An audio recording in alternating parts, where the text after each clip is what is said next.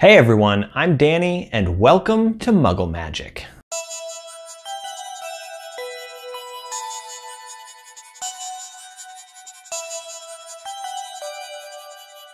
In this video, I'm going to be reviewing wands made by Wands of Ergon. Now, this is a guy that I met on Instagram. I designed him a logo. In return, he sent me a wand.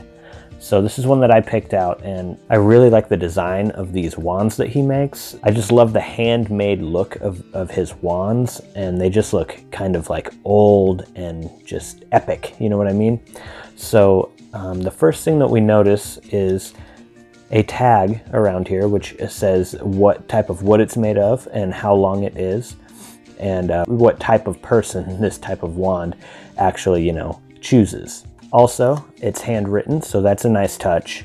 And we have what looks like a phoenix feather right here, so we'll just remove that. I don't want to mess it up or anything.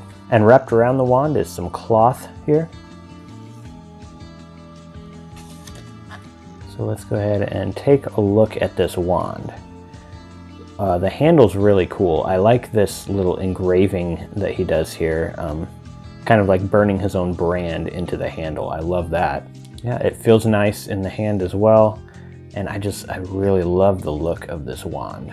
All in all, he does a great job. I'm going to link his Instagram account as well as his Etsy shop in the description box below. So I really suggest you guys take a look at that and see if there's anything there that you might want, because every one that he makes is just very unique.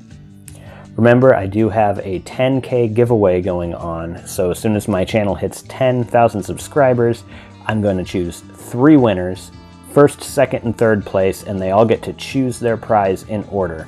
So far, the prizes include a Marauder's map with hidden footprints and a reversible cover, a fully readable Quibbler with 20 pages, and a fully readable Weasley's Wizard Wheezes catalog with 10 pages.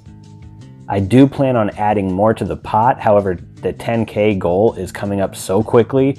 I'm like scrambling to get everything done so that I can add some more things as choices for prizes. Remember, I get a lot of ideas for these DIYs that I do from your comments. So if you have an idea for something that you want to see me do in the future, definitely leave a comment below and let me know. If you're interested in seeing more DIY videos having to do with Harry Potter and more, go ahead and subscribe to my channel if you're not already. Alright, that's it for today. Thank you so much for watching, and I'll see you in the next video.